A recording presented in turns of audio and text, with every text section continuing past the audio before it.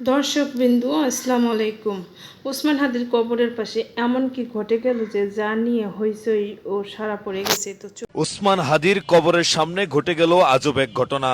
ধানের টুপি, ধানের মালা, টাইগার সেজে বাপ ছেলে মিলে সুদূর বরগুনা থেকে ঢাকার শহরে ছুটে আসলেন তারেক রহমানের সাথে দেখা করার জন্য। প্রিয় দর্শক, তারেক রহমানের সাথে দেখা হলো কিনা, দেখা হলেই বা তারা কি কি প্রতিশ্রুতি পেয়েছে, কি কি পেয়েছে, কি কি হারিয়েছে, এই সব কিছু নিয়ে রয়েছে আজকের এই ভিডিওতে। আশা করি সম্পূর্ণ ভিডিও জুড়ে আমার সাথে থাকবেন। আমরা বরগুনা থেকে আমার ছেলে ইয়ামিন এবং সাইফুলকে নিয়ে আমি ঢাকা এসেছি অটো গাড়ি চালিয়ে 300 ফিটে। শুনেছি আমার নেতা জনাব তারেক রহমান আসবো। 17 বছর পর যে লোকটা বাংলাদেশের মাটিতে আসবে, এত জুলুম অত্যাচার, তার মাকে পর্যন্ত সে দেখতে পারে নাই আইনি বাধায়, সেই প্রিয় নেতা বাংলাদেশের মাটিতে আসবে আর আমার মতন বিএনপির পাগল ঘরে বসে থাকবে, এটা কখনই সম্ভব না। আপনারা যারা ভিডিও করতেছেন, আপনাদেরকে বলতে চাই, আপনারা কারো আবেগ নিয়ে খেলবেন না। কথা বলার উদ্দেশ্য একটাই। অনেকে অনেক সময় একটু টিটকারি মেনে কথা বলেন। ভাই, যার মাথা তার ব্যথা, যে ব্যথা পায় সেই বোঝে ব্যথার মর্মতাটা কী ভাই, ঠিক আছে? আপনারা যারা মিডিয়ার লোক আছেন অনেক প্রশ্ন করেন ভাই, কিন্তু প্রশ্নর মারতে থাকা উচিত ভাই। আমি জনাব তারেক রহমানের পাগল, আমি বিএনপির পাগল, আমি ধানের শীষের পাগল, এটা আপনারা অবশ্যই জানেন। আমি সারা বাংলাদেশে ঘুরেছি, টাইগার সেজে এই খুনিয়া সিনিয়র বিরুদ্ধে কথা বলেছি, সেজন্য আমার অনেক নির্যাতন লাঞ্ছনা আমার সহ্য করতে হয়েছে। আজ সেই সুদিন এসেছে, তারেক রহমান বাংলাদেশে এসেছে। আমার একটা ইচ্ছা ছিল আমি তারেক রহমানের সাথে একটু দেখা করব, কিন্তু ভাগ্যের কি পরিহাস যে আমি 300 ফিটে দেখা করতে পারি নাই। বিদায় আজকে আমি এখানে এসেছি, আমি এখানেও পাই নাই। তাই আপনাদের মাধ্যমে, সাংবাদিক ভাইদের মাধ্যমে আমি তারেক রহমানের কাছে জানি পৌঁছতে পারি, আপনাদের জানি পৌঁছে দিতে পারেন, সেই জন্য আপনাদের কাছে অনুরোধ করি, সহযোগিতা চাই আপনাদের কাছে, যে আমি আমার প্রিয় নেতা তারেক রহমানের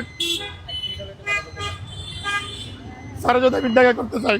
আসলে আমি আসতাম না, আজকে সত্য কথা বলি, আমার এলাকার লোক সবাই জানে যে আমার সাথে তারেক রহমান কথা বলে।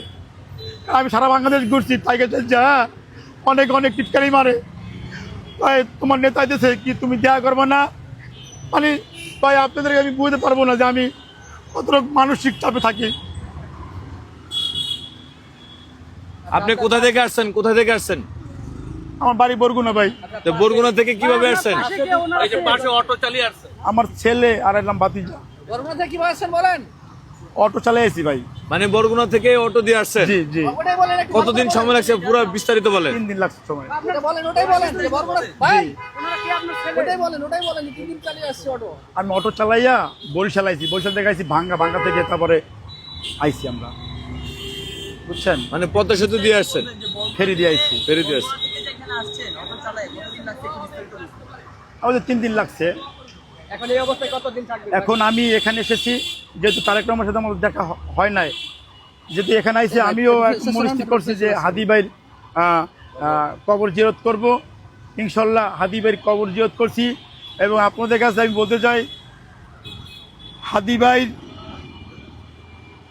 যে কাজটা সে করতে পারে নাই, সেই কাজটা সাংবাদিক ভাইদের মাধ্যমে জানে হাদি ভাই সেই কাজগুলো জানি পরিপূর্ণ হয়, হাদি ভাইয়ের খুনিতে জানি ফাঁসি হয়। সবাই এই নিউজ প্রচার করবেন। হাদি ভাই যে দেশপ্রেম যার ভিতরে ছিল, যে অন্যায়ের প্রতিবাদ করছে, যে ন্যায়ের পক্ষে কথা বলছে, যে বিপ্লবী ছিল, যার বিপ্লবীতে কোনো মরণ নাই। হাদি ভাইকে যারা হত্যা করছে তারা ভালো কাজ করে নাই, তারা সমাজের নিকৃষ্ট, তাদেরকে ধরে এনে ফাঁসি দেওয়া হবে প্রকাশ্যে। যদি এ সরকার না পারে, আমাদের লিডার তারেক রহমান ক্ষমতা আসলে এই হাদি ভাই হত্যার বিচার হবে ইনশাল্লাহ, এই মাটিতে ইনশাল্লাহ।